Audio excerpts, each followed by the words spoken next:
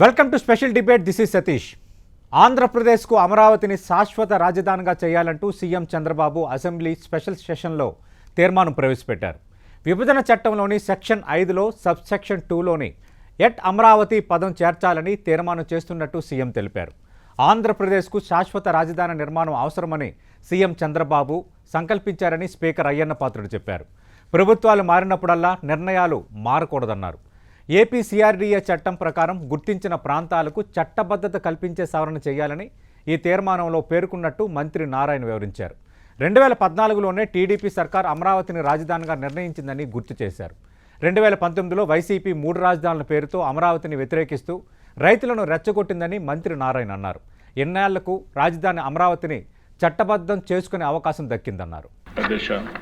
ఆంధ్రప్రదేశ్ రాష్ట్ర సమగ్ర అభివృద్ధి కోసం అమరావతిని రాష్ట్ర రాజధానిగా గుర్తిస్తూ స్పష్టమైన స్థిరమైన నిర్ణయంతో ముందుకు సాగడం అత్యవసరమని అభిప్రాయపడుతున్నాం.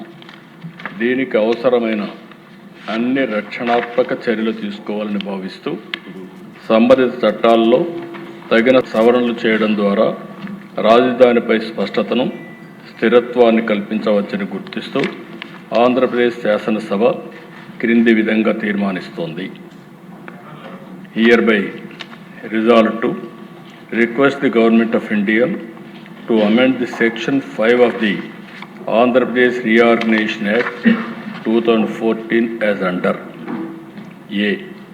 To include the word at Amaravati to subsection 2 of Section 5. B. To add the words and Amaravati includes the capital city areas notified under Andhra Pradesh Capital Region Development Authority Act 2014 to the explanation to Section 5. ఈ తీర్మానాన్ని చర్చించి దీన్ని బలపరచవలసిందిగా సంప్రదించవలసిందిగా అందరినీ కోరుకుంటూ సెలవు తీసుకుంటాం. Right. ప్రస్తుతం ఇదే అంశంపై మాట్లాడడానికి మనతో పాటు ఉన్నారు ప్రముఖ విశ్లేషకులు డి శ్రీనివాస్ గారు. శ్రీనివాస్ గారు నమస్తే సార్. రైట్. శ్రీనివాస్ గారు, ఆంధ్రప్రదేశ్ అమరావతి రాజధాని అమరావతి అన్న అంశం అనేది ఇంకా ఒక రకమైన అనిశ్చితి, ఒక రకమైన అస్పష్టత అక్కడున్న రాజకీయాలు పరిణామాల నేపథ్యంలో 2014లో విభజిత ఆంధ్రప్రదేశ్ తర్వాత ఆంధ్రప్రదేశ్కు అమరావతిని ఒక రాజధానిగా అప్పటి ప్రభుత్వం, అప్పుడు కూడా కూటమి ప్రభుత్వం అధికారంలో ఉంది, దాన్ని నిర్ణయించారు. కేంద్రం కూడా దానికి తగ్గట్టుగానే కొంత నిధులు ఇవ్వటం, సహాయం చేయడానికి ముందు రావటం, ఇవన్నీ జరిగాయి. అంతకుముందు రైతులు కూడా స్వచ్ఛందంగా ఇచ్చారు, ల్యాండ్స్ ఇచ్చారు. అక్కడి వరకు అంతా సవ్యంగా సాగింది. కానీ ఇప్పటికీ దాదాపు 12 ఏళ్ళు అయిపోతుంది 2014 తర్వాత నుంచి మనం మాట్లాడుకుంటే. ఒక రకమైన అస్పష్టత ఇంకా కంటిన్యూ అవుతూనే ఉంది, ఒక రకమైన అనిశ్చితి ఇంకా కొనసాగుతూనే ఉంది. గతంలో రైతులు అమరావతికి చట్టబద్ధత కావాలని కోరుకున్నట్టుగా వార్తలు వచ్చాయి. ఆ తర్వాత మళ్ళీ ఎవరైనా అధికారంలోకి వస్తే అమరావతి రాజధాని ఉంటుందా ఉండదా అన్న ఒక సంశయం. ఎందుకంటే గత ప్రభుత్వం 3 రాజధానులు అంటే వాళ్ళొక విధానం తీసుకున్నారు. కూటమి ప్రభుత్వం మేము అమరావతి రాజధాని అని ఆల్రెడీ మేము నోటిఫై చేస్తాం కాబట్టి అమరావతి ఏకైక రాజధాని అన్న అంశాన్ని రెండోసారి కూడా చెప్పింది ఎన్నికల్లో. అదే విధానాన్ని కంటిన్యూ చేస్తోంది. ఇప్పుడు చట్టబద్ధత కల్పించడం ద్వారా వనగూరు ప్రయోజనాలు ఏంటి, భవిష్యత్తులో ఎదురు కాని సమస్యలు ఏంటి? సతీష్ గారు, ముందుగా 10 టీవీ వీక్షకులకు మీకు అందరికీ కూడా good day sir. Good news sir. Historic day. ఎందుకంటే ఇది ఒక హిస్టారిక్ రెజల్యూషన్గా మనం చూడాలి. మీరు అన్నారు ఏంటి, అనిశ్చితి. ఈ రోజుతో దానికి తెర, ఆందోళన. ఎందుకంటే దగ్గర దగ్గర 1500 రోజులు రైతులు, మహిళలు ఆందోళనలు మనం చూసాం. ఆ యాజిటేషనే జగన్మోహన్ రెడ్డి పతనానికి పునాది. ఎందుకంటే ఒక ప్రాంతం పైన కక్ష, ప్రజలపైన కక్ష మనం చూసాం. మొత్తం యావత్ ఆంధ్రప్రదేశ్ అమరావతి ప్రజలకి సంఘటితంగా నిలబడ్డారు. అక్కడ రైతులకి లేకపోతే మహిళలకి సానుభూతిగా మొన్న వచ్చినటువంటి మ్యాండేట్, ప్రజా తీర్పు. ఇప్పుడు ఈరోజు తీసుకున్నటువంటి ఈ రెజల్యూషన్ ఏంటంటే ఇది ఇక భవిష్యత్తులో ఎవరు దీన్ని కదల్చడానికి వీల్లేనట్టుగా ఇదొక రక్ష. అంటే మనం ఏదో రక్షాబంధన్ దినోత్సవం చేసుకుంటున్నాం, ఒక రక్షణ. ఏది ఇప్పుడు దాంట్లో కూడా ఆర్ఎస్ఎస్ వాళ్ళు ఏమంటారంటే, అప్పుడు నేను జర్నలిజంలో ఉన్నప్పుడు వెళ్తుంటే వాళ్ళ యొక్క మీటింగ్స్లో చేసేవాళ్ళు ఏమని, నేను నీకు రక్ష, నీవు నాకు రక్ష, మనం దేశానికి రక్ష అనేవాళ్ళు. వాము ఏమి దేశభక్తి అనుకునేవాడిని. అంటే ఇప్పుడు ఇవాళ అమరావతికి కేంద్రం రక్ష, అవును, లేదు కేంద్రానికి అమరావతి రక్ష. ఇది 3 అంశాలు దీంట్లో కూడా. మోహన్ దాస్ పాయని మనకు తెలుసు, ఆయన ఏంటి, ఇది ఒక హరాకిరి అన్నాడు జగన్మోహన్ రెడ్డి డెసిషన్ మీద.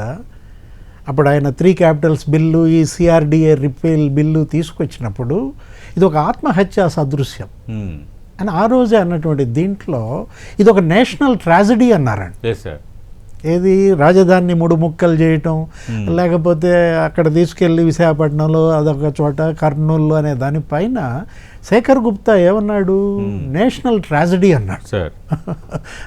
అంటే ఒక జాతీయ విషాదంగా దీన్ని భావించారనమాట.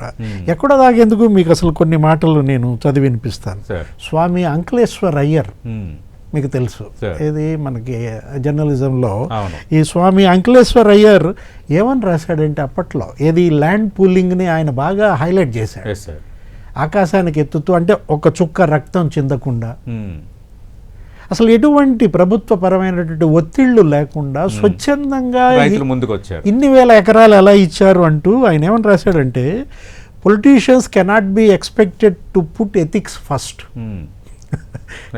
పొలిటీషియన్స్ నుంచి మనం ఎథిక్స్ ఆశించం, but AP CM Chandrababu has proved it possible to combine.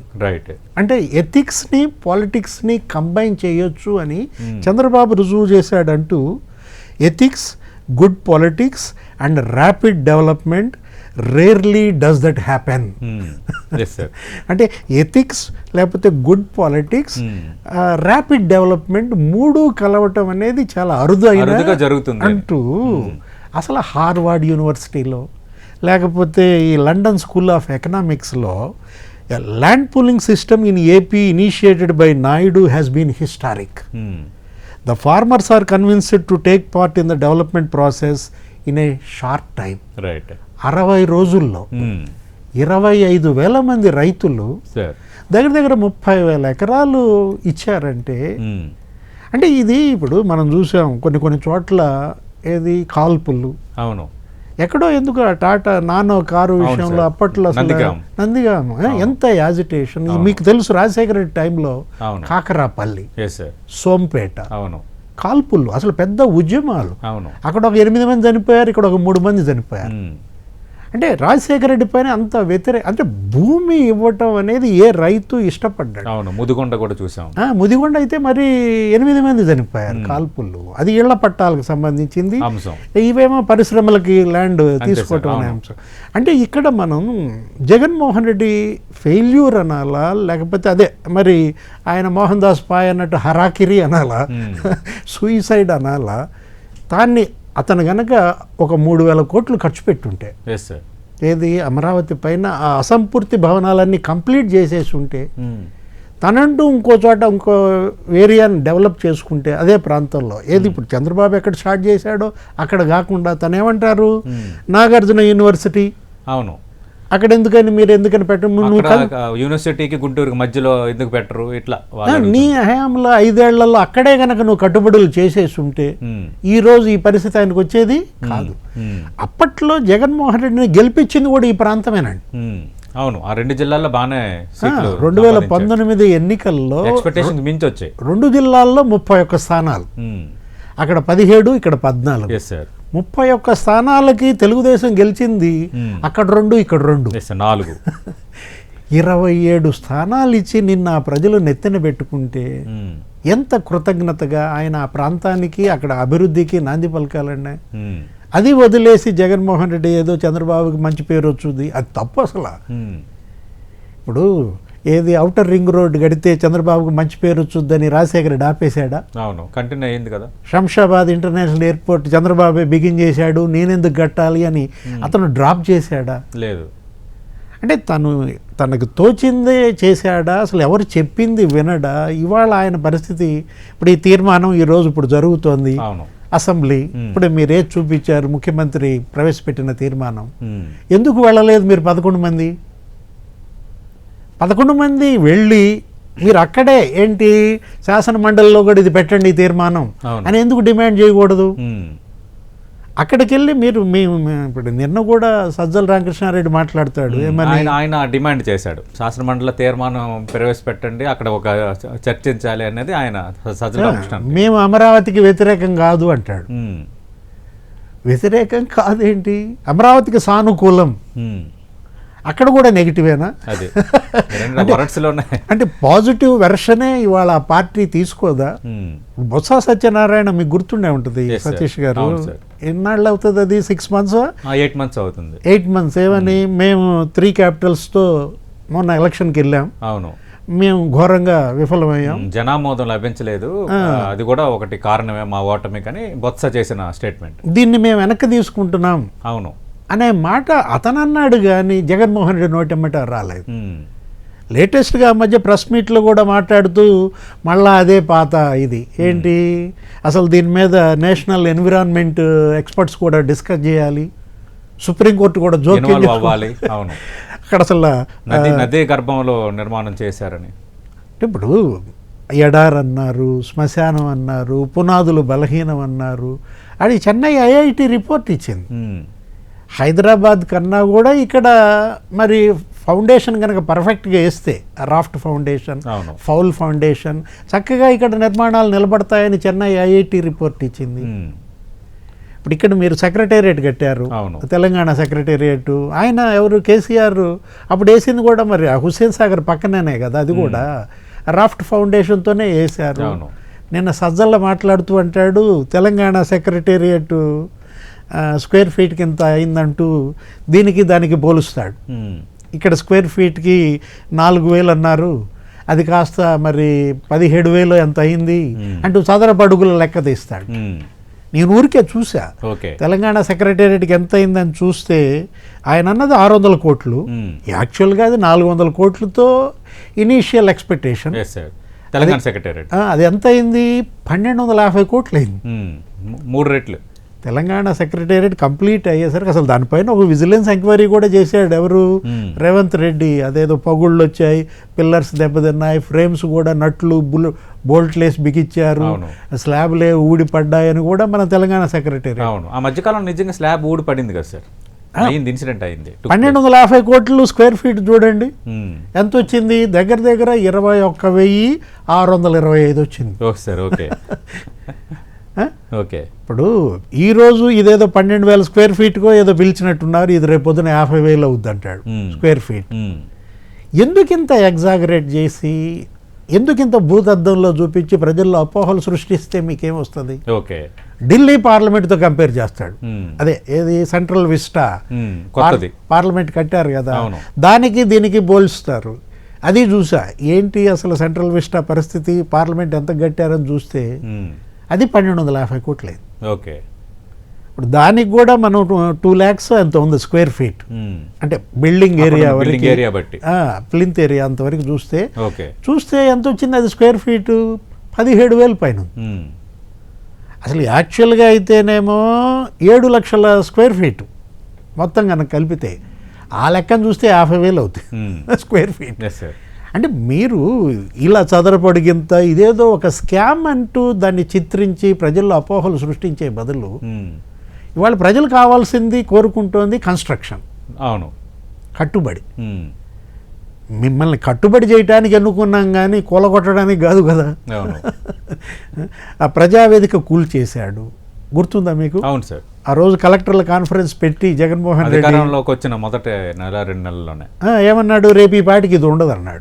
ఇప్పుడు కూల్ చేసి ఎన్నాళ్ళు అయిందండి జగన్మోహన్ రెడ్డి ప్రజావేదిక కూల్ చేసి ఇప్పటికీ మరి దగ్గర దగ్గర 7 ఏళ్ళు 6.5 ఏళ్ళు అవుతుంది. ప్రజావేదిక దాకా నీళ్ళు వచ్చినాయా? అది కూల్చావు, మరి పక్కన ఉన్న చంద్రబాబు ఇల్లు లేకపోతే ఇంకా మిగతా ఉన్నటువంటి గెస్ట్ హౌస్లు వీళ్ళందరూ ఎత్తాడు ఎవరు, మరి అవన్నీ ఎందుకు కూల్చలేదు?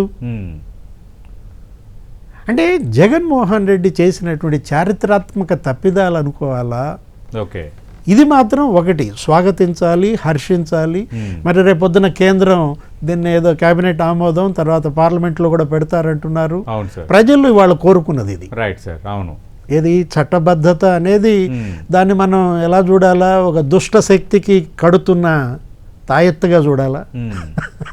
అదేదో కడతారు, థ్రెడ్ ఏదో కట్టుకుంటుంటారు. అంటే మనకంత నమ్మకాలు ఉండవు కానీ అదే సార్, అవును. అంటే ఇప్పుడు ఏది ఊళ్ళల్లో కట్టేవారు సార్, చిన్నప్పుడు పిల్లలకి కట్టేవారు.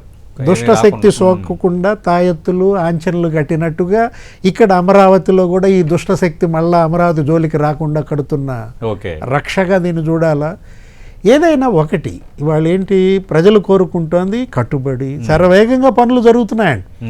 మనం చూసాం గత 20 నెలలుగా అక్కడ జరుగుతున్నటువంటి కన్స్ట్రక్షన్స్ కూడా చాలా వేగంగా పనులు జరుగుతున్నాయి. ఒక కోలాహలంగా భారీ యంత్రాలు, వాహనాలు, వేలాది కార్మికులు, ఇది కదా. దీనివల్ల ఏమవుతుంది, కన్స్ట్రక్షన్స్ కనుక జరుగుతుంటే అదేంటి ప్రజల యొక్క ఉపాధి, దానివల్ల జీవన ప్రమాణాలు పెరుగుతాయి, పొదుపు శక్తి పెరుగుద్ది, అతని యొక్క ఆదాయం పెరుగుతుంది. సంపద చక్రం అంటే అదే. ఏది వెల్త్ వీల్ అంటే ఇప్పుడు సంపద సృష్టి అంటే ఏదో ఎగతాళి చేస్తారు, చంద్రబాబు ఏమన్నా కరెన్సీ నోట్లు కొడతాడా, ఏంది ఆయన సృష్టించే సంపద అంటే?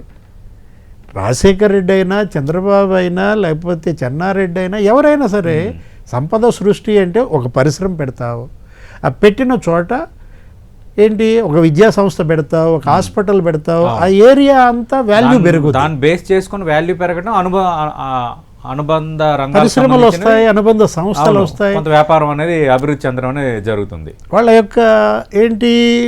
యొక్క ఎర్నింగ్ కెపాసిటీస్ పెరుగుతాయి. అవును, దాన్ని విచ్ఛిన్నం చేశాడు. సార్ జగన్మోహన్ రెడ్డి చేసినటువంటి రెండవ ప్రధాన తప్పిదం ఏంటి, కట్టుబడి అనేది ఆంధ్రప్రదేశ్లో రాకుండా చేశాడు. అటు రోడ్లని నిర్లక్ష్యం చేశాడు, ఇటు ప్రాజెక్టుల్ని నిర్లక్ష్యం చేశాడు. కన్స్ట్రక్షన్ లేకపోయేసరికి మనం అప్పట్లో అనుకున్నాం ఏంటది, అదేదో అసంఘటిత కార్మికులు కూడా అనేక మంది ఆత్మహత్యలు చేసుకున్నారన్న పరిస్థితి కూడా ఉన్నటువంటి దీంట్లో ఇది మాత్రం ఇదేంటి ఒక హిస్టారిక్ రెజల్యూషన్గా చూడాలి, ఒక ల్యాండ్ మార్క్ రెజల్యూషన్. ఎందుకంటే అప్పట్లో హైకోర్టు ఏదో ల్యాండ్ మార్క్ జడ్జిమెంట్ అన్నారు. ఏపీ హైకోర్టు దీనిపైన ఒక త్రిసభ్య ధర్మాసనం Amaravati is the only capital అని ఇచ్చింది. అవును, ఆ రోజు చీఫ్ జస్టిస్ ఏపీ హైకోర్టు ఆయన ఆధ్వర్యంలో బెంచి, కాకపోతే వాళ్ళు కొంచెం ఒక అడుగు ముందుకేసేమన్నారు, 6 నెలల్లో ఇది కంప్లీట్ చేయాలన్నారు. అవును, 6 నెలల గడువు విధించింది. దానిపైన సుప్రీంకోర్టు కూడా ఇది ఆపినట్టుంది. అవును, 6 నెలల్లో కట్టడం అని కాదు అంటూ అదొకటి ఆపినట్టుంది. ఇది ఇవాళ ఒక పండుగ.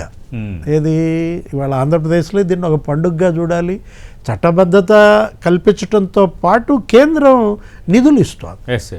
ఇప్పుడు మొన్న ప్రధాని మోడీ వచ్చి 63,000 కోట్లతో మీకు అక్కడ శంకుస్థాపనలు చేశారు.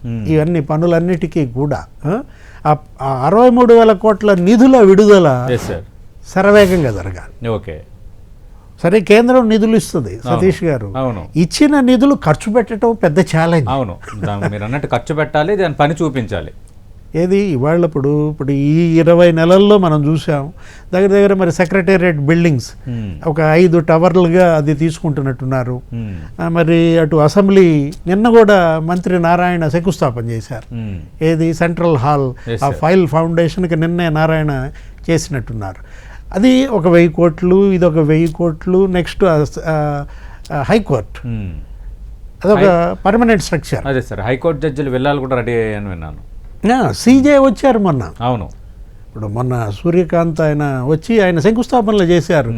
జస్టిస్ సిటీ, అవును, హైకోర్టు గెస్ట్ హౌస్ కూడా ఆయన శంకుస్థాపన చేయటం, అసలు అక్కడ judicial academy, national judicial academy ఏదో అక్కడ పెట్టమని ముఖ్యమంత్రి కూడా అడిగినటువంటి దీంట్లో అటు జస్టిస్ సిటీ, ఇటు ఫైనాన్స్ సిటీ. నిర్మలా సీతారామన్ వచ్చారు. ఎంత ఒక 6 months 5 months బ్యాక్ వచ్చి ఒక 16-14 బ్యాంకులకు ఆమె అక్కడ శంకుస్థాపనలు చేశారు. నాబార్డు, ఆర్బీఐ, లేకపోతే స్టేట్ బ్యాంక్, ఈ బ్యాంకులన్నిటికీ కూడా. అంటే అటు ఫైనాన్స్ సిటీ, ఇటు జస్టిస్ సిటీ, ఇవాళ పనులు ముమ్మరంగా సాగుతున్నాయి. కేంద్రం నిధులు ఇస్తోంది, వాటిని ఖర్చు పెట్టడం ఇవాళ ఒక టాస్క్. మీరు అన్నట్టు అది మెయిన్ టాస్క్. సార్, ఇప్పుడు ఈ చట్టబద్ధత వస్తుంది కాబట్టి ఇంకా భవిష్యత్తులో ఎవరు దీన్ని టచ్ చేయలేని వాతావరణం ఉంటుందా, లేదంటే మళ్ళీ ఫ్యూచర్లో సమస్యలు ఎదురయ్యే అవకాశం ఉందా? అంటే ఇప్పుడు ఒకటి అది డిసైడ్ చేయాల్సింది జనం. ఎందుకంటే నా ప్రశ్న ఏంటంటే, అంటే ఆంధ్రప్రదేశ్కి ఒక శాశ్వత రాజధాని అమరావతేనా, రేపు ఎవరు వచ్చినా మార్చలేని పరిస్థితి ఈ చట్టబద్ధత ద్వారా వచ్చినట్టేనా? అంటే దేశ చరిత్రలో ఇదే తొలిసారి. Yes sir. యాక్చువల్గా రాజధాని లేకపోతే దాని నిర్ణయం ఇదంతా కూడా కేంద్రం జోక్యం చేసుకోదు. అదేంటది రాష్ట్రాల యొక్క దీనిపైన నడుస్తున్నటువంటి దీంట్లో ఏ రాష్ట్రంలోనూ ఎదురవ్వనటువంటి దుస్థితి. ఆంధ్రప్రదేశ్ ఏంటంటే ఇప్పటికి అనేక ఆటుపోట్లను ఎదుర్కొంది. మనం అంతకుముందు ఏంటి మద్రాస్ స్టేట్లో ఉండేవాళ్ళు, చెన్నై, అదే తర్వాత చెన్నై, ఇప్పుడు మద్రాస్ స్టేట్ నుంచి బయటకు వచ్చి ఇప్పుడు ఆ భాషా ప్రయుక్త రాష్ట్రాలతో ఏంటో ఇప్పుడు కొన్నాళ్ళు ఆంధ్ర రాష్ట్రం ఏర్పడింది. అప్పుడు కర్నూలు రాజధాని అన్నారు. ఆ తర్వాత ఒక 2-3 ఏళ్ళు నడిచిన తర్వాత ఏంటి మనం వీళ్ళందరూ కోరుకున్నారు ఏది ఆంధ్ర మహాసభలు, వీళ్ళందరూ సురవరం, వీళ్ళందరూ యొక్క పోరాటం, దీని ఫలితంగా ఏంటి ఆంధ్రప్రదేశ్ ఏర్పడింది. హైదరాబాద్ క్యాపిటల్గా మారింది. అటు కర్నూలు క్యాపిటల్గా ఒక 3 ఏళ్ళు, హైదరాబాద్ క్యాపిటల్గా ఒక 56 ఏళ్ళు. అంటే ఇప్పుడు అయినా సొంత రాజధాని అని చెప్పుకునేటట్టుగా. సతీష్ గారు ఒక చిన్న విషయం గుర్తు చేస్తారు. ఏపీ హైకోర్టు జడ్జి, ఆయన పేరు అప్రస్తుతం, ఆయన కూతురు అంటే ఏదో ఇంటర్వ్యూకి వెళ్ళారంట. ఆ ఇంటర్వ్యూలో ఆమెను అడిగినటువంటి ప్రశ్న, మీ రాష్ట్ర రాజధాని ఏది అంటే తన కూతురే పజిల్ అయింది, జవాబు చెప్పలేని పరిస్థితి, ఒక నామోషి, నవ్వుల పాలు అని ఆయన ఆవేదన. అవును, ఆయన బహిరంగంగా చెప్పారు అది. ఆ సిట్యుయేషన్ ఇక భవిష్యత్తులో రాదు. ఓకే, గర్వంగా ఆంధ్రప్రదేశ్ ప్రజలు మా రాజధాని అమరావతి అని ఇప్పుడు తలెగరేసి చెప్పుకోవచ్చు. ఓకే, కాకపోతే మీరు అనేది ఏంటి, రేపొద్దున మళ్ళీ జగన్మోహన్ రెడ్డి వస్తే, అంటే జగన్మోహన్ రెడ్డి అని ఇంకెవరైనా అధికారంలోకి వస్తే మళ్ళీ మార్చడానికి స్కోప్ ఉంటుందా, లేదంటే ఇంకా ఇంపాసిబుల్, ఇది అంత రక్షణ కల్పిస్తుంది అన్నది. ఇక్కడ మీరు ఒక లింక్ ఒకటి పెట్టారు, ఇంకెవరైనా అన్నారు. ఇంకెవరైనా వస్తే ఎవరికి ఇట్లాంటి ఆలోచన రాదు. ఇట్లా పగ ప్రతీకార ధోరణితో ఇక ఏ పాలకులు వ్యవహరించరు, ఒక జగన్మోహన్ రెడ్డి తప్ప. ఓకే, అంటే ఇవాళ ఏదన్నా కొద్దో గొప్ప ఒక ఛాలెంజో లేకపోతే ఒక భయమో ఏంటంటే జగన్ భయమే తప్ప అది ఇక ఎవరు డిసైడ్ చేసుకోవాలి, జనం. ఓకే, ఈ రాష్ట్ర రాజధానిని, ఈ రాష్ట్రాన్ని కాపాడుకోవాల్సింది రాష్ట్ర ప్రభుత్వం చేసేది రాష్ట్ర ప్రభుత్వం చేస్తుంది, కేంద్రం చేసేది కేంద్రం చేస్తుంది. కానీ మరి ఇది కదిల్చేవాడు రాకుండా చూసుకోవాల్సింది ఎవరు? ప్రజలు, జనం. అల్టిమేట్ టాస్క్ ఎక్కడికి వస్తుంది? జనం చేతుల్లోకే వస్తుంది అనమాట. ఎవరైతే దీన్ని నాశనం చేయాలనుకుంటారో వాళ్ళని రాకుండా చూసుకోవాల్సింది కూడా జనమే. ఓకే, అంటే శ్రీనివాస్ గారు, గతంలో ఈ అమరావతి పైన కొంత చర్చ జరుగుతున్నప్పుడు ఒకనొక సందర్భంలో కేంద్ర హోంశాఖ ఆంధ్రప్రదేశ్ హైకోర్టుకి ఒక అఫిడవిట్లో ప్రస్తావించింది ఏంటంటే రాజధానిని నిర్ణయించుకునే అధికారం రాష్ట్రాలదే అనే అంశాన్ని ప్రస్తావించింది. దాన్నే వైఎస్ఆర్ కాంగ్రెస్ పార్టీ అలాగే రాజధాని పట్ల అభ్యంతరం ఉన్న వాళ్ళు చాలామంది అప్పుడు వ్యక్తపరిచారు. అప్పుడు ఆ విధంగా కేంద్రం చెప్పింది కాబట్టి అంటే ఇది రేపొద్దున మళ్ళీ మిగతా వాళ్ళకి అస్త్రం ఎందుకు కాదు అన్నది నా ప్రశ్న. అంటే అప్పుడు ఇప్పుడు ఎప్పుడు ఇది రాష్ట్రాల స్వయం నిర్ణయాధికారమే. ఇది కేంద్రం చెప్పింది కరెక్టే. కాకపోతే ఏంటంటే మనం అంటుంది అదే, ఏది ఒక భరోసా, ఇది ఒక ఆత్మవిశ్వాసం, దీన్ని ఒక రక్షగా చూస్తోంది. అందుకే మనం ఇప్పుడు ఒకటి తాయెత్తు కట్టిన దెయ్యం నా వెంట పడితే అంటే ఏంటి, నాలో నాకు ఒక ఆత్మవిశ్వాసం, ఈ రక్ష కట్టుకున్నాను కాబట్టి నన్ను ఏ దుష్ట శక్తి దరి చేరదు అనే దీంట్లో ఒక కాన్ఫిడెన్స్ ఇవ్వటం. ఇప్పుడు అంబటి రాంబాబు ఏదో యూట్యూబ్ ఛానల్కి ఇంటర్వ్యూ ఇచ్చాడు నిన్న మొన్న మధ్య. ఇచ్చిన దాంట్లో మీ ఓటమికి కారణాలు ఏంటి అని అతను చెబుతూ కర్ణుడు సాగు కారణాలు కొల్లాలంటూ మేబీ చంద్రబాబుని అరెస్ట్ చేయడం ఒక కారణం, మేబీ ఈ 3 క్యాపిటల్స్ ఒక కారణం, ఇట్లా చెప్పుకుంటూ వచ్చిన దాంట్లో ఆయన ఏమన్నాడంటే, చంద్రబాబు గనక ఆ రోజే గనక అభివృద్ధి పనులన్నీ కంప్లీట్ చేసుంటే, ఒక కొలిక్కి తెచ్చుంటే మాకు ఈ 3 రాజధానుల ఆలోచన కూడా వచ్చేది కాదు కదా. ఓకే, ఇప్పుడైనా ఆయన 3 years ఉంది, ఇంకా ఈ 3 ఏళ్లలో ఆయన మొత్తం ఒక షేప్ తీసుకురమనండి, కన్స్ట్రక్షన్స్ అన్ని కంప్లీట్ చేసుకోమనండి, ఓకే, ఇక మాకైనా ఎందుకు వచ్చుది ఆలోచన. అంటే ఏంటి, ఈ రాజధానిని తరలించటం, మార్చటం, ఇంకొక మళ్ళా ఆ 3 ముక్కల ఆట అనేది మళ్ళా పునరావృతం కాకుండా జరగాలంటే రైట్ రాంబాబు చెప్పినట్టుగా ఈ పనులన్నీ స్పీడ్ చేసుకోవాలి. ఓకే. ఏది ఇప్పుడు కడుతున్నటువంటి నిర్మాణాలు ఉన్నాయి, అవును. వాటన్నిటిని కూడా మీరు అన్నట్టుగా ఇలా ఈ తీర్మానం చేయడమే కాదు, ఇంకా కేంద్రం పైన కొంత ఒత్తిడి పెంచాలి. ఎందుకంటే విభజిత ఆంధ్రప్రదేశ్ కాబట్టి రాజధాని నిర్మాణంకి సంబంధించి మరికొంత సహకారం కేంద్రం పైనే కాదు, అవును, తన యంత్రాంగం పైన కూడా. Yes sir. ఇప్పుడు ఈ సిఆర్డిఏ ఉంది, అవును, ఏమని అంటున్నారు, ఏమని వింటున్నాం, 3 కమిషనర్లు మార్చారు అంటున్నారు. కరెక్ట్. ఇప్పటికి ఎవరెవరు, భాస్కర్, కన్నబాబు, ఇప్పుడు ఆయన ఎవరు, ఇంకొక ఆయన వచ్చారు, విజయరామరాజు ఎవరో, ఇవాళ రేపో బాధ్యతలు తీసుకుంటారంటున్నారు. ఆ అనిశ్చితి పోవాలి. ఇప్పుడు మీరు ఇందాక అసలు ఇంట్రోలోనే అనిశ్చితి అన్నారు. అవును సార్, అవును. ఏది రైతుల్లో ఏంటి, ముందు ఆ వాళ్ళ ప్లాట్లు వాళ్ళకి ఇచ్చేయాలి. అదేది ఆ లేఅవుట్లన్నీ కంప్లీట్. అప్పుడు రైతులు ముఖ్యమంత్రిని చంద్రబాబు నాయుడు గారిని కలిసినప్పుడు అన్నారు, మాకు చట్టబద్ధత కల్పించండి సార్, మాకు కొన్ని అనుమానాలు ఉన్నాయని. సరే, ఇప్పుడు చట్టబద్ధత కల్పించడానికి రంగం సిద్ధమైంది కాబట్టి మన అసెంబ్లీలో తీర్మానం అయిపోయింది. ఇప్పుడు కేంద్రం అక్కడ చట్ట సవరణ బిల్లుని ప్రవేశపెట్టిన తర్వాత అది యాక్ట్లో automatic it became a include. ఇక్కడ రైతులకు కొనుగోలు ప్రయోజనాలండి. ఇప్పుడు దీనివల్ల రైతులు ఎందుకు ఆ రోజు అలా కోరుకున్నారు, ఇప్పుడు రైతులకు ఇది చట్టబద్ధత రావటం వల్ల అమరావతి కొనుగోలు ప్రయోజనాలు ఏంటి? ఒక ధీమా ఏర్పడుతుంది. ఏది ఆ భూమి అమ్ముకునే వాళ్ళల్లో లేదు కొనే వాళ్ళల్లో. గతంలో మనం చూసాం ఏంటి, అక్కడ విలువలు పడిపోయాయి. ల్యాండ్ వాల్యూ ఏంటి, ఇది ఎడారి, ఇది శ్మశానం, ఇక్కడ ఫౌండేషన్స్ అంతా వీకు, వరద ముంపు ప్రాంతం, ఈ విధమైనటువంటి ప్రచారం చేయటం వల్ల ఆ 5 ఏళ్ళు జగన్మోహన్ రెడ్డి ముఖ్యమంత్రిగా ఏం జరిగింది, అమరావతికి ఒక ఇమేజ్ దెబ్బతింది. ఒక బ్యాడ్ ఇది వచ్చినటువంటి దీంట్లో ఇప్పుడు ఈ చట్టబద్ధత లేకపోతే ఇక క్యాపిటల్, దీనివల్ల ఏంటి, అక్కడ మళ్ళా భూముల విలువలు ఊపందుకునేటువంటి అవకాశం ఉంది. ఇప్పటికే బాగా రైజ్ అయ్యాయి, సెట్ అవుతుంది. ఇప్పుడు రియల్ ఎస్టేట్ ఇంకా స్పీడప్ అయ్యేటువంటి అవకాశం ఉంది. ప్రభుత్వ పరంగా మనం కోరేది ఏంటంటే ముందు ఆ రైతుల ప్లాట్స్ అన్నీ కూడా ఇచ్చేసేయటం, ప్యారలల్గా ప్రభుత్వం చేస్తున్నటువంటి నిర్మాణాలతో పాటు అక్కడ ఏది ఆ రియల్ ఎస్టేట్ వాళ్ళు, ఆ కన్స్ట్రక్షను, రైతులు వాళ్ళ భూముల్లో వాళ్ళు కూడా శరవేగంగా నిర్మాణాలు కనుక జరిగితే ఇంకా దీన్ని అసలు కదిల్చే అవకాశమే ఉండదన్నమాట. అది వాళ్ళ ఇప్పుడు ఆ 54 కిలోమీటర్ల రైల్వే లైన్ ఏదన్నారు, నంబూరు ఎర్రుబాలెం మధ్య, దానికి 2250 కోట్ల బడ్జెట్ ఇచ్చారు. శరవేగంగా ఇప్పుడు ఈ 2-3 ఏళ్లలో అది కంప్లీట్ అయిపోవాలి. దేశంలో అతిపెద్ద రైల్వే స్టేషన్ ఏదో చెప్తున్నారు అక్కడ, అది కూడా ఒక షేపు వచ్చేసి దానికి ఒక అడుగు పడాలి. ఇన్ఫ్రాస్ట్రక్చర్ డెవలప్మెంట్ ఇవాళ ఒక ఛాలెంజ్. ఎందుకంటే అటు గుంటూరు ఇటు విజయవాడ, అవును, 2 ప్రధాన నగరాలు ఉన్నాయి. ఆ 2 ప్రధాన నగరాల మధ్య ఇదొక ప్రధాన నగరంగా, దాంతో ఈక్వల్గా ఇన్ఫ్రాస్ట్రక్చర్ కనుక డెవలప్ అయిపోయింది అనుకోండి, రైట్, ఇక అది మహానగరం. అవును, ఏది వీళ్ళు కోరుకునేటటువంటి అమరావతి, ఆయన విజన్.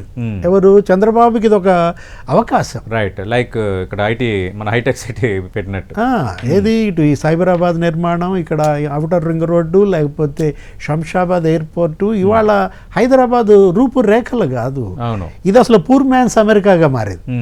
ఇవాళ తెలంగాణకి ఇదే గ్రోత్ ఇంజిన్ అన్నారు. అవును, అంటే తెలంగాణకు వచ్చేటటువంటి జిఎస్డిపిలో ఈ రెండింటి నుంచే 25% అండి. Yes sir. ఏది international airport, outer ring road నుంచే అది 11%, ఇది 12%. ఓకే, అంటే రూపాయి తెలంగాణకు ఒక ఆదాయం వస్తుందంటే పావలా ఈ రెండింటి నుంచి వస్తుంది. అలాంటి ఇన్ఫ్రాస్ట్రక్చర్ అక్కడ డెవలప్ అవ్వాలి. ఓకే, ఆ ఔటర్ రింగ్ రోడ్ లేకపోతే ఇవన్నీ కూడా అక్కడ శరవేగంగా వీళ్ళు నిర్మాణాలు కంప్లీట్ చేయటమే ఇవాళ ఛాలెంజ్. నిధులు ఇవ్వడానికి కేంద్రం సిద్ధంగా ఉంది. ఓకే, మొన్న క్వాంటమ్ వ్యాలీ, అవును చూసా, కేంద్ర మంత్రి జితేంద్ర సింగ్ వచ్చి చంద్రబాబు వాళ్ళిద్దరు మరి శంకుస్థాపన చేశారు. అక్కడ క్వాంటమ్ కంప్యూటర్ సెంటర్ కూడా ఒక 50 ఎకరాలు ఏం పెట్టుకున్నారు, దానిలో 2 ఎకరాల నిర్మాణం. అది శరవేగంగా కంప్లీట్ చేసుకుని అదేంటది దగ్గర దగ్గర ఒక 88,000 మందికి అక్కడ ఉపాధి వస్తుందని. ఇప్పుడు నేషనల్ క్వాంటమ్ మిషన్ బడ్జెట్లో కూడా మొన్న దానికి నిధులు పుష్కలంగా ప్రస్తావించారు కదా నిర్మలా సీతారామన్. ఆ నిధుల్లో ఎక్కువ భాగం దీనికి తెచ్చుకునేటట్టుగా రైట్ ఇవ్వడానికి కేంద్రం సిద్ధంగా ఉంది, తీసుకోవడానికి రాష్ట్రం సిద్ధంగా ఉంది. కానీ పనులు వేగవంతంగా జరగాలి, అది బ్యూరోక్రసీ. అవును, ఇవాళ అధికార యంత్రాంగం, అక్కడ సిఆర్డిఏ కమిషనరు, అక్కడ ఉన్నటువంటి ఆ కలెక్టర్స్ వాళ్ళందరూ కూడా ఏంటంటే, ఎందుకంటే మీరు అన్నట్టుగా రేపు పొద్దున ప్రజలు అది కూడా చూస్తారు కదా సార్, చరిత్రలో మిగిలిపోతారు. ప్రజలు అమరావతి నిర్మాణం ఎంతవరకు అయింది ఏంటి అనేది కూడా కొంచెం క్రైటీరియాగా తీసుకుంటారు. మీరు అన్నట్టుగా అందరికీ అందుబాటులోకి తేవటం అనేది ప్రధాన లక్ష్యం. మీరు ఇందాక ఒక మంచి పాయింట్ అన్నారు, విజయవాడ గుంటూరు తగ్గట్టుగా ఈక్వల్ ఇన్ఫ్రాస్ట్రక్చర్ కొంత ఇక్కడ రెడీ అవుతే కార్యకలాపాలు వేగవంతం అయితే ఆటోమేటిక్ అందుబాటులోకి వచ్చినట్టు అవుతుంది. 3 నగరాలు కలిసిపోతాయి. అవును సార్. అటు విజయవాడ, ఇటు గుంటూరు, మరి అమరావతి 3 గనక ఏకమైతే మహానగరం ఆవిష్కరణ. అంటే ఇట్ టేక్స్ మోర్ టైం. అవును. ఏది ఇప్పటికిప్పుడు అల్లావుద్దీన్ అద్భుత దీపం అంటే జరగదు కాదు. రైట్. ఇప్పుడు ఇవాళ హైదరాబాద్ వచ్చిందంటే మరి ఎన్నేళ్ళు పట్టిందండి? అవును సార్. ఏది చంద్రబాబు, రాజశేఖర్ రెడ్డి, కేసీఆర్ ఇన్ని సంవత్సరాలు పట్టిన దీంట్లో మరి అనుకున్నటువంటి లక్ష్యం మరి చేరాలనే రైట్ ఆకాంక్షిద్దాం. ఖచ్చితంగా సార్, అలా జరగాలని మనం కోరుకుందాం. ఈ చట్టబద్ధతకు సంబంధించి ఆంధ్రప్రదేశ్ అసెంబ్లీ అయితే తీర్మానం చేసింది. ఇప్పుడు కేంద్రం పరిధిలోనే ఉంది. ఖచ్చితంగా కేంద్ర క్యాబినెట్లో దీనిపైన ఆమోదముద్ర వేసిన తర్వాత చట్ట సవరణ బిల్లుకు పార్లమెంట్లో ఆ ప్రక్రియకు రంగం సిద్ధమయ్యే వాతావరణం, అంత సానుకూలంగానే వాతావరణం ఉంది. ఈ చట్టబద్ధత కల్పించడం అనేది ఒక రక్ష అని శ్రీనివాస్ గారు చెప్తున్నారు. ప్రధానంగా అటు రైతుల్లో ఒక ధీమాకు కారణం అవడంతో పాటు ఆంధ్రప్రదేశ్కి ఏకైక రాజధాని అమరావతి, ఇంకా ఇప్పటివరకు ఉన్న అనిశ్చితి, ఇప్పటివరకు ఉన్న ఒక రాజకీయపరమైన అభ్యంతరాలు, రాజకీయపరమైన ఇష్యూస్ వీటన్నిటికి కూడా సార్ట్అవుట్ చేసేటట్టుగా అమరావతి రాజధాని అన్న ఈ ప్రయాణంలో ఇది ఒక కీలకమైన ముందడుగు, ఇది ఒక మైల్ స్టోన్ అని, ఒక landmark moment, landmark తీర్మానం అని శ్రీనివాస్ గారు చెప్తున్నారు. బట్ అదే సందర్భంలో రాష్ట్ర ప్రభుత్వంపై కూడా బాధ్యత ఉంది. పనులు త్వరితగతిన కంప్లీట్ చేయాలి. ఎందుకంటే సిఆర్డీఏ కమిషనర్లను ఇప్పటికే ఒక 3 మార్చారన్న ఒక అపవాదు రాష్ట్ర ప్రభుత్వం ఎదుర్కొంటున్న నేపథ్యం ఒకటి. రెండోది, కేంద్రం నిధులు ఇవ్వడానికి సిద్ధంగా ఉంది. కేంద్రం నుంచి నిధులు సమృద్ధిగానే వస్తున్నాయి. కానీ ఆ పనులు వేగవంతం చేయటం దానిపైన మరికొంత దృష్టి ఆంధ్రప్రదేశ్ ప్రభుత్వం పెట్టినప్పుడు అందరూ ఒక కలలు కన్న అమరావతి సాక్షాత్కారం అవడానికి మరి ఎన్నో రోజులు దూరం లేదని శ్రీనివాస్ గారు చెప్తున్నారు. థ్యాంక్ యూ శ్రీనివాస్ గారు. మీరు అన్నట్టుగా ప్రభుత్వం కూడా కొంచెం ఆ స్పీడ్ కొంత పెంచాల్సిన అవసరం అయితే ఉంది. ఆ మధ్యన మన డాష్ బోర్డ్లో కూడా చూసాం ఏ సంస్థ ఎంత శాతం పనులు చేసిందన్న అంశాన్ని కూడా ప్రస్తావించారు. దానిపైన మాట్లాడిన వాళ్ళపైన కూడా కొన్ని ఇష్యూస్ రేజ్ అయ్యాయి ఆ తర్వాత. అది వేరే అంశం. ఏదేమైనా అమరావతికి సంబంధించి మీరు అన్నట్టుగా ఇది కీలక ముందడుగు. ఎందుకంటే ఆంధ్రప్రదేశ్కి సంబంధించి, ఆంధ్రప్రదేశ్ ఆర్థిక అభివృద్ధికి సంబంధించి కూడా ఇది అత్యంత కీలకమైనది. ఇందాక జిఎస్డిపి మీరు ప్రస్తావించారు కాబట్టి అది ఆ మాట అంటున్నాను. థ్యాంక్ యూ శ్రీనివాస్ గారు, మీ విలువైన సమయం 10 TV కేటాయించారు. ఆంధ్రప్రదేశ్ రాజధాని అమరావతికి చట్టబద్ధత కల్పించే అంశంపై ఈరోజు ఆంధ్రప్రదేశ్ అసెంబ్లీలో పెట్టిన తీర్మానంపై ఇది 10 TV స్పెషల్ డిబేట్.